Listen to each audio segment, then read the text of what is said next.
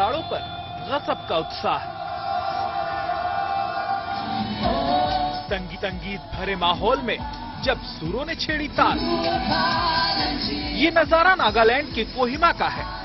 फसल तैयार होने की खुशी में हर साल यहाँ आओलोंग फेस्टिवल बड़े ही धूमधाम के साथ मनाया जाता है। ये उत्सव नागालैंड के कोन्याक जनजाति के लोग हर्षोल्लास के साथ मनाते हैं, जिसकी हकीकत ये तस्वीरें बयां कर रही हैं। उत्सव में बड़ी संख्या में लोग पारंपरिक परिधान में नजर आए। गोल घेरा बनाकर लोग नाच गाकर इस आयोजन में शामिल हुए। इस मौके पर खास मेहमान के तौर पर बीजेपी नेता तेमजन इम्ना एलोंग ने कार्यक्रम में शिरकत की और लोगों को संबोधित किया। नॉर्थ ईस्ट की इस परंपरा की लोकप्रियता देखते ही बन रही थी। लोग बड़ी संख्या में इस आयोजन को देखने के लिए दूर दराज के इलाकों से आकर इस उत्सव में शामिल हुए। फूलों से सजा बाबा का दरबार। शिखर से लेकर सिंहासन तक सूरजमुखी की बहार। सूरजमुखी के फूलों की एक खास सजावट पुणे के दगड़ू सेठ हलवाई गणपति मंदिर की है। यहाँ 21,000 फूलों से बापा का दरबार सुशोभित नजर आ रहा है।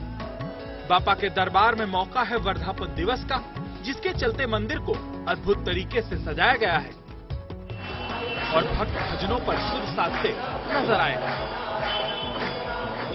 मौका खास है तो बापा के भक्तों का सैलाब भी उमड़ पड़ा है। सभी भक्तों ने बापा के दर्शन किए और विघ्नहर्ता से अपनी मनोकामनाएं पूरी होने की कामना की। बापा को ये फूल उनके भक्तों ने भेंट किए हैं। फूलों और सोने से सजा यह मंदिर करीब 125 साल पुराना है।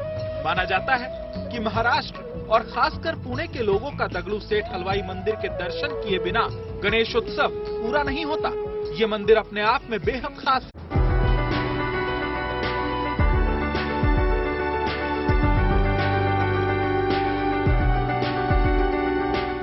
गर्मी की तपिश से राहत दिलाने की कोशिश। बेजुबानों के लिए किए गए खास इंतजाम। ठंडे पानी के फुहारों ने कराया सुकून का एहसास। गर्मी ने अपना रंग दिखाना शुरू कर दिया है। ऐसे में बेजुबानों को कोई परेशानी ना हो, इसके लिए तैयारियां शुरू हो चुकी हैं। सूरत के चिड़ियाघर में स्प्रिंकल सिस्टम के तहत जानवरों पर पानी की बौछार की जा रही है, ताकि इनके शरीर को तेज गर्मी में भी ठंडक का एहसास होता रहे और सूरज की तेज किरणों से इन्हें निजात मिल सके। इस साल मौसम विभाग के अनुमान के मद्देनजर भीषण गर्मी की आशंका जताई जा रही है, जिसकी आहट देश के हर कोने में महसूस भी होने लगी है। इसलिए प्रशासन सतर्क हो गया है और जानवरों की राहत का हर इंतजाम करने की कोशिश शुरू हो गई है।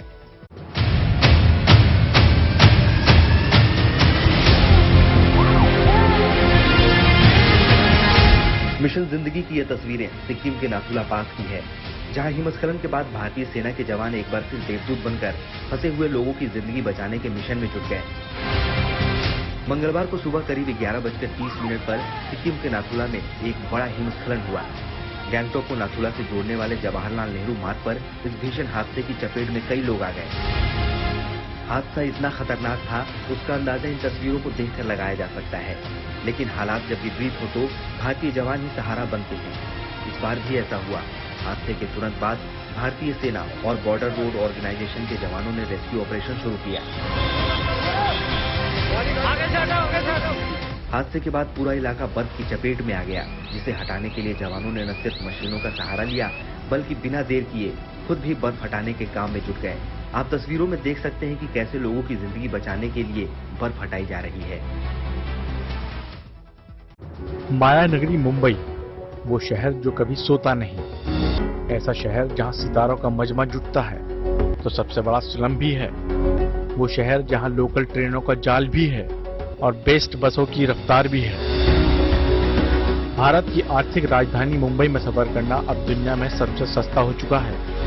मुंबई में रोजाना लाखों की संख्या में लोग पब्लिक ट्रांसपोर्ट का इस्तेमाल करते हैं और अपनी मंजिल तक पहुंचते हैं। इस शहर में पब्लिक ट्रांसपोर्ट किसी लाइफलाइन से कम नहीं है और एक स्टडी के मुताबिक मुंबई की ये लाइफलाइन सबसे किफायती है। इस स्टडी में ये बात सामने आई है कि मुंबई में दुनिया का सबसे किफायती पब्लिक ट्रांसपोर्ट सिस्टम है। वैश्विक टिकटिंग डिस्काउंट फर्म पिकोडी ने इस रिसर्च को अंजाम दिया है, जिसमें दुनिया के 45 शहरों में पब्लिक ट्रांसपोर्ट को लेकर रिसर्च की गई है। इस अध्ययन में सिंगल टिकट की कीमतों के साथ मासिक पास पर भी ध्यान दिया गया है। मासिक पास के मामले में मुंबई बाकी शहरों से थोड़ा महंगा है, जबकि इस लिस्ट में नागपुर सबसे सस्ता शहर माना गया है। हिमाचल की खूबसूरत पहाड़ियों पर बसा उत्तराखंड, और उसी उत्तराखंड में एक इलाका ऐसा भी है जिसे कहा जाता है नेलांग घाटी, यानी नीली नदियों की घाटी। नेलांग घाटी जितनी खूबसूरत है, सामरिक नजरिए से उतनी ही अहम भी, क्योंकि यहाँ से चीन की सीमा सटी है। 1965 के भारत चीन युद्ध के बाद इस घाटी को आम लोगों के लिए बंद कर दिया गया था, लेकिन 2016 में इसे फिर से आम लोगों के लिए खोल दिया गया और अब ये पर्यटकों का ड्रीम डेस्टिनेशन बन चुकी है। समुद्र तट से 11,000 फीट की ऊंचाई की वजह से यहाँ के पहाड़ों पर साल भर बर्फ देखी जा सकती है। चारों तरफ पहाड़ियों के बीच से हिमालय का दीदार आकर्षित करता है। चीन सीमा से लगी इस घाटी में जाड़ गंगा समेत 2 नदियां बहती है। भैरव घाटी में गंगा भागीरथी से मिल जाती है। फिर सजेंगे 4 धाम, फिर जयकारों से गूंजेंगे धाम, फिर उमड़ेगा आस्था का सैलाब। पवित्र 4 धाम यात्रा की तारीख जैसे जैसे नजदीक आती जा रही है, वैसे वैसे यात्रा को सुगम और बेहतर बनाने का काम भी तेजी पकड़ता जा रहा है। भक्तों के लिए यात्रा को ज्यादा से ज्यादा आरामदायक बनाने के लिए हर मुमकिन कोशिश की जा रही है। 4 धाम यात्रियों को जरा भी परेशानी ना उठानी पड़े, इसके लिए हाईवे को दुरुस्त और बेहतर बनाया जा रहा है। 4 धाम यात्रा शुरू होने में महज 1 महीने से भी कम का वक्त बाकी बचा है। 22 अप्रैल को गंगोत्री और यमुनोत्री धाम के कपाट खुलने के साथ ही 4 धाम यात्रा का आगाज हो जाएगा। हर पल सतर्क और चौकन्नी निगाहें, हर हरकत को भांप लेने और महसूस कर लेने की खास क्षमता। ये इलू है, कमांडो इलू। भले ही इलू एक डॉगी है, लेकिन इसे अब मध्य प्रदेश के कूनो नेशनल पार्क में चीते और दूसरे जानवरों की हिफाजत के लिए तैनात किया गया है, क्योंकि यह कोई आम डॉगी नहीं, बल्कि सुपर स्नीपर डॉगी है। 1 साल की इस डॉगी को पंचकुला में 7 महीने स्पेशल ट्रेनिंग दी गई। इसे 6 और स्पेशल डॉग्स के साथ अलग अलग जानवरों के खालों को पहचानना सिखाया गया। साथ ही शिकारियों की पहचान करने सहित कई मामलों की जांच में मदद के लिए खास तरीके से ट्रेनिंग दी गई है, ताकि कूनो में जंगली जानवरों के शिकार या किसी आपराधिक वारदात पर लगाम लगाई जा सके।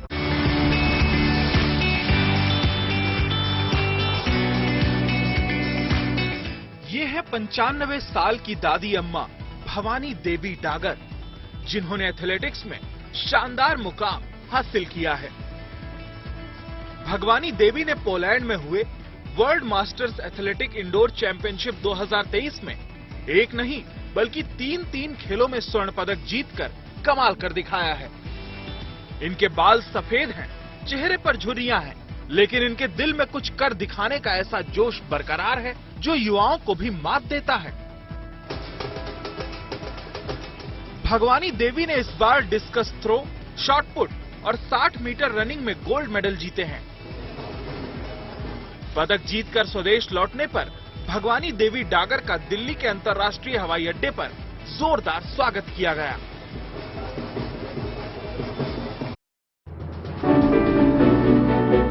इस महिला की सूझबूझ और सतर्कता से बड़ा हादसा टल गया और सैकड़ों लोगों की जान बच गई। 70 साल की चंद्रावती मंगलुरु में मंदारा इलाके के पास रहती हैं।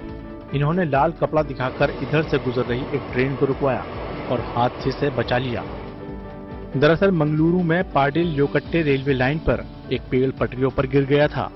चंद्रावती ने पेड़ को पटरी पर गिरते देखा तो उन्हें खतरे का अंदेशा हुआ और लगा कि इसके चलते बड़ी दुर्घटना हो सकती है। इसके बाद इन्होंने एक भी पल गंवाए तत्काल रेल पटरी के पास खड़े होकर लाल कपड़ा हिलाना शुरू कर दिया। इसकी वजह से यहाँ से होकर गुजर रही मंगलुरु से मुंबई जा रही रेलगाड़ी के लोको पायलट ने ब्रेक लगाया और रेलगाड़ी उस जगह से ठीक पहले रोक दी जहाँ पेड़ गिरा था। इसके बाद रेल प्रशासन और वरिष्ठ अधिकारियों को मामले की जानकारी दी गई। रेलवे पुलिस ने खतरे को भांपकर तुरंत कदम उठाने के लिए चंद्रावती की सराहना की है और उन्हें सम्मानित किया है। चंद्रावती की ये सूझ समाज के हर वर्ग के लोगों को अपने आसपास के माहौल और हालात के प्रति जागरूक रहने और समय पर उचित कदम उठाने का संदेश देती है।